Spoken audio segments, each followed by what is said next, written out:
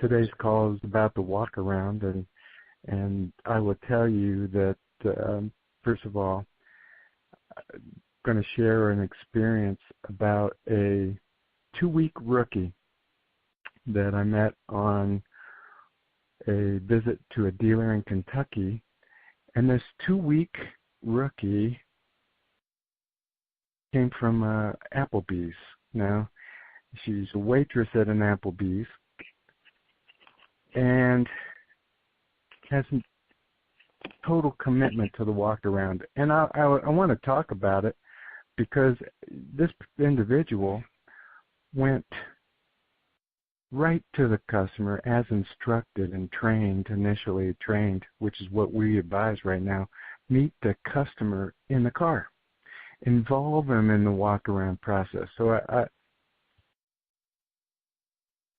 I see the turn the left signal on, turn the right signal on, tap your brake, how's your headlights, going through a complete wonderful customer intake process, sold them wiper blades and a few other services that were needed on the drive lane, added them to the RO. And I walked up to this person and told her how amazing that was. It was actually the best customer intake walk around I've seen in quite a while. Now the amazing part of that is she's only been on the job 2 weeks. Later on that day, this dealership location was running a spiff, and I looked at this pile of little notices that they fill out to collect the spiff, and she's going over these with the service manager, and I'm going to say it was about it seemed like about a half an inch stack of slips.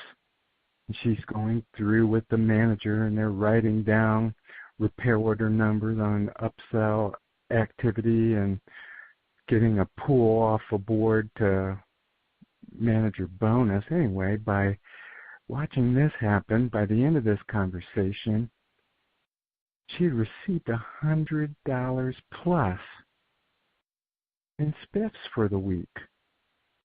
Now, I checked back and asked the manager, is this normal? And he said, yes, it's hundreds every week.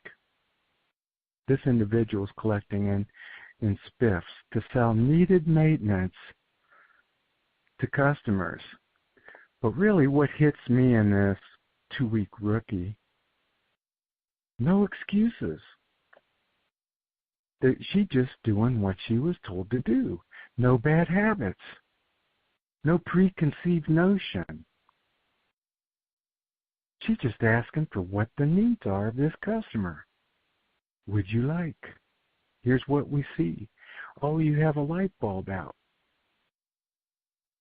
We have this issue. We have to spray your wiper blades. You know, these are customer intake processes, and the customers interact well with this. They don't rebel, drop the key or go. They're happy to help. Now, I'm sure you're going to have occasional issues with somebody that doesn't. But the walk-around process starts with a commitment. It's a commitment from the team that this is how we do business. It's not a casual thing. It's not an occasional thing. It's not a when you have time. Because if it's any of those, you're not going to be successful. But here's an example of an advisor that doesn't know any better. And I like to relate that to the bumblebee, and I've heard this for so many times. Aerodynamically, engineers would look at the bumblebee and they say, this can't fly. Body's too large, wings are too light. But no matter where you're at, you got a bumblebee. No one told them because they're flying around.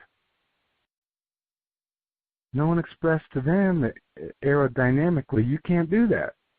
They just go out and do it. It's a commitment to the process. Then you have to manage it. There are going to be times, today it's raining at the store I'm at. It's flooding. The customer count is down. But in bad weather, there's no drive-through here. They can still do this walk around if the commitment is there. They might need to bring the vehicle in. They might need to go over it with the customer inside the first bay. If the commitment is real, so's the process. I could spend an entire hour working on excuses of why the customer intake process can't be done. And that's probably over 11 years being a consultant trainer and over additional 20 years fixed ops director. I've heard a lot of excuses. We don't have the time.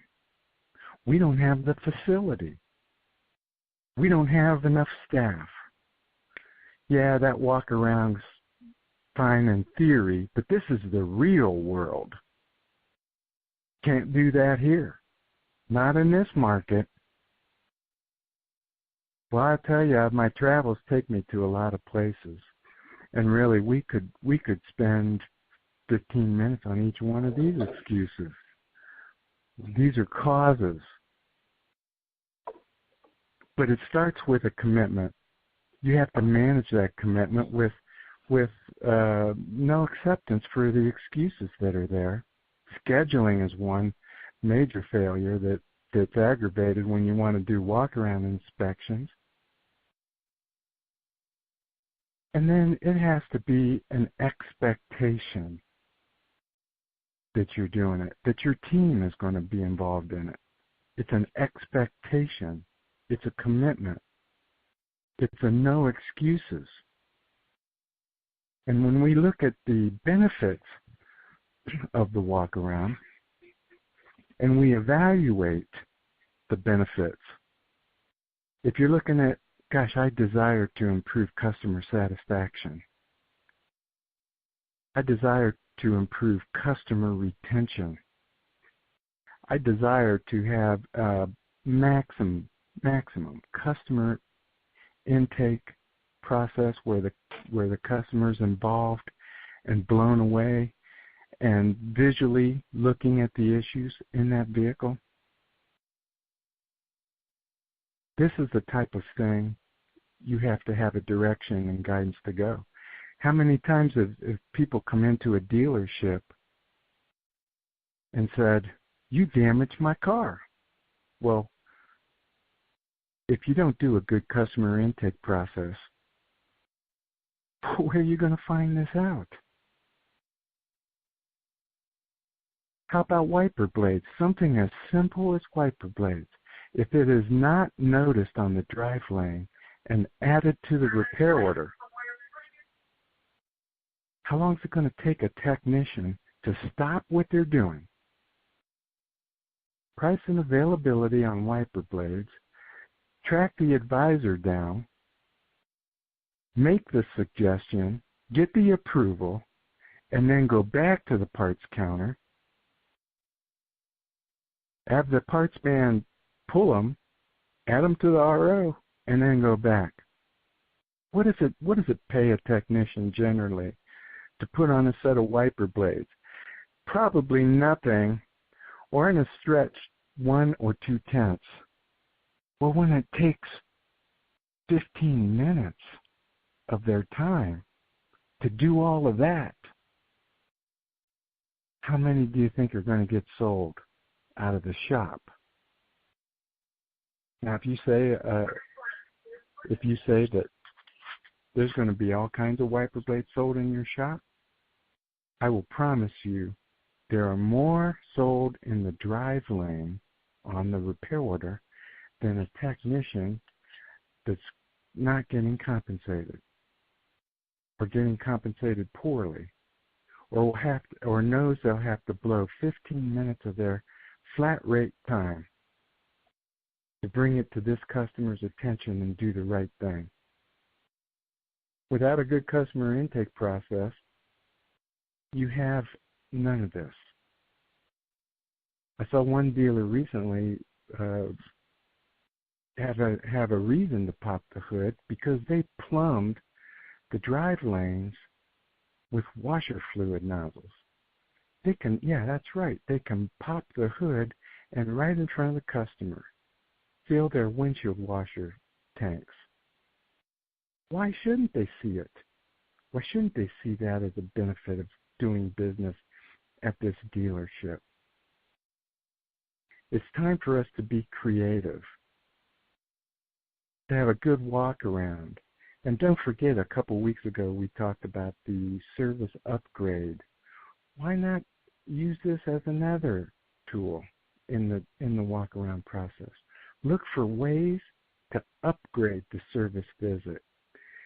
You know, sir, your car is dirty. I'm going to upgrade your service visit today and wash that for you while we have it. You know, sir, I see the carpet's dirty. I'm going to have one of my team vacuum that out, and we're going to upgrade your service visit to include that. You know, we spend thousands and thousands of dollars every month in dealership advertising. Thousands and thousands to bring them in. What I'm saying is spend a little time, effort, energy to keep them, to excite them. No one likes to come in for maintenance. No one likes to come in for repairs. Everybody likes the upgrade. Everybody likes attention. And it's the best of all worlds when you do this at the drive lane, when you do this at the customer intake process.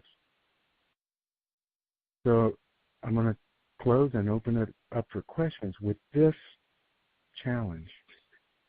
Is your advisor staff as good as this 2-week rookie?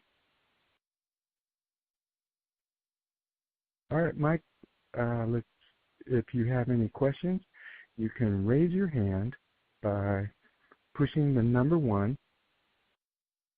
And in this case, Mike then will see that your hand is raised, and then he'll acknowledge you and open up your mic. And at this time... You have a question? Hi, good morning. Yeah, Rob, it's Tony. I wanted to know if you had any input for us on a facility that doesn't have a good walk-around area. Well, you're not going to, you got to go from where you're at. And I'll say this, it still revolves around the commitment. And I think if the customer has to come in through a door to a desk with the advisors, I go like that. Missouri, the show me state. The best way to get the customer to the car is say, oh, okay, where are you parked at? Well, I'm out here on the left. Would you show me? Oh, yeah, I'll show you. Or if they come in for a loose door handle, instead of writing up loose door handle, would you show me what's going on? So no matter what, when you lead that customer with those show me words, they're more than happy to. And then it does show them the attention they deserve. So it's not the best of facility. It's always going to be in our hands. It's going to be the commitment to get the customer at the vehicle. And that happens with the show me. Good question, Tony. Thanks for that. Does that help? It does, yeah. That's a great method. Thank you. And Mike, is there any other questions? Yeah, I got one more question. John, go ahead. You're open. Hey, how you doing, Rob? Phenomenal. Good. Just want to ask, number 1, Can you hear me today? I don't want to speak and then cause any grief for anybody. Absolutely. You're loud and clear. Okay. One thing I will tell you, we are performing a service advisor training yesterday and did a lot of classroom and one-on-one. And today we said it's all hands on deck, and we're out on the playing field, and we went live. And I will tell you, to watch not only a service advisor go out to the parking lot and when the customer pulls up and stops, and I'm saying probably 25 yards, the advisor's out there with the clipboard right there when the customer pulls up. They put the window down, they start the walk-around process, and did a fantastic job. And you talked about wipers, and when they asked the customer to hit the washer button, and the wipers went on, and I literally saw the advisor look at the customer, advisor's leaning in, customer sitting in the car, and he says to the customer, obviously you can see the streaking. Why don't we go ahead and take care of that while you're here today? And the customer says, well, absolutely. And then while in the same breath, literally, another service advisor came out, walked around the front of the car, and helped and assisted the advisor checking the front lights and the back lights. And it was just picture perfect. And the key, in my opinion, to what you said was they demonstrated the passion and the desire and the will to make it work. And the second piece, Tony had asked the question, what do you do when it's just tough geographically or the setup isn't good? I go back to the store that I have that has no service drive, and it's in Jersey, and trying to find a parking place is a tough enough job.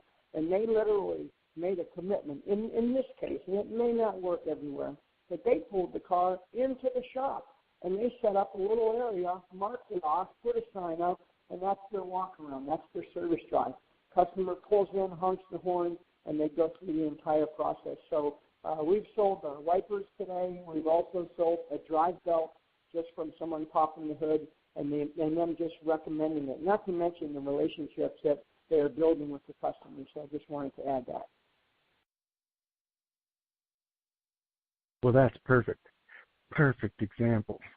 And so it isn't the best facility. It isn't the latest, greatest equipment that's required.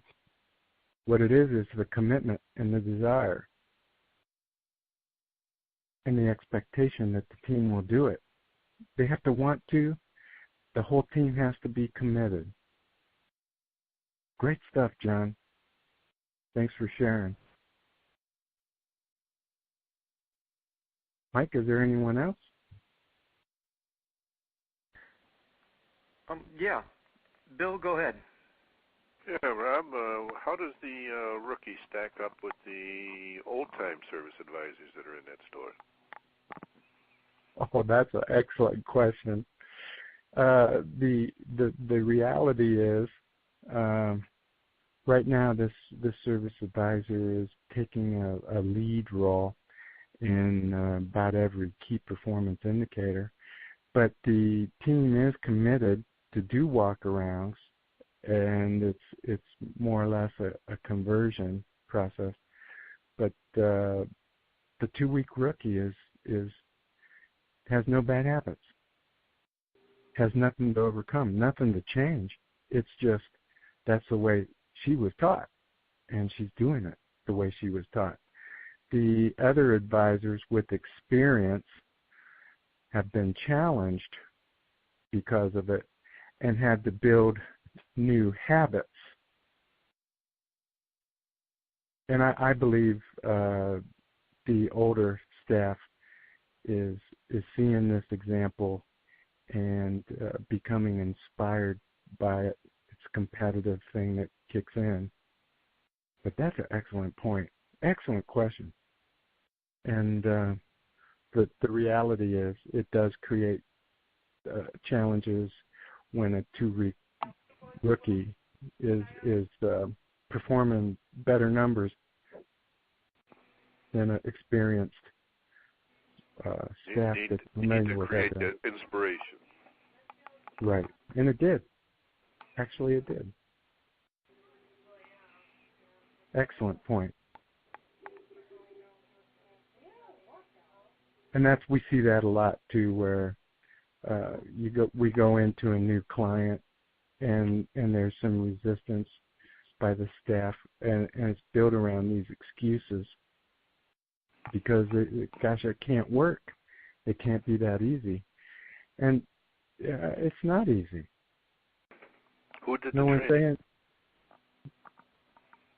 Well, we have these processes spelled out, and if you like, we can send a copy of a written, which we use for our training, a written walk-around process that gives. No, we have that. I was curious who did the rookie training. Usually, it's somebody in the dealership. Oh, the service manager. Okay. Because otherwise, you tend to inspire bad habits. Exactly. Yep, it's a commitment. So when you get someone new, they have to start with, okay, how do I do this? Well, this is how you do it. This is our expectation.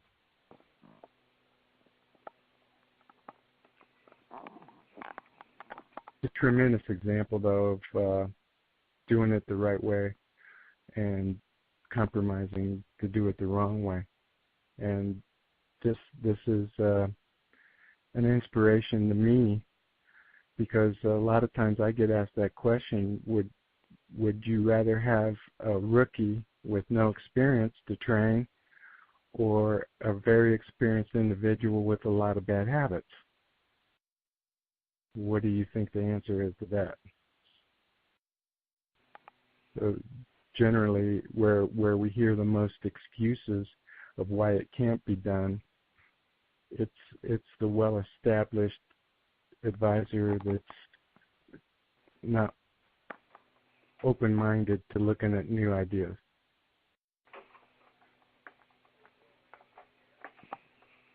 But as long as they want to achieve excellence, that's the main factor. If the individual wants to, and the team want to achieve excellence, that's the best environment. Thanks for that question. That was a good one. Thank you. All right, Mike. Anyone else? No, I think that's it for today, Rob. Okay, great comments. I appreciate the attendance and the call. And if you're obviously getting the point of this, it does come down to a commitment by the team and it's an attitude. It's an attitude, but it starts with a commitment. Hope everyone is well, has a great week, and we'll talk again next week, same time, same place. Thank you. So long. Thanks, man. Bye-bye.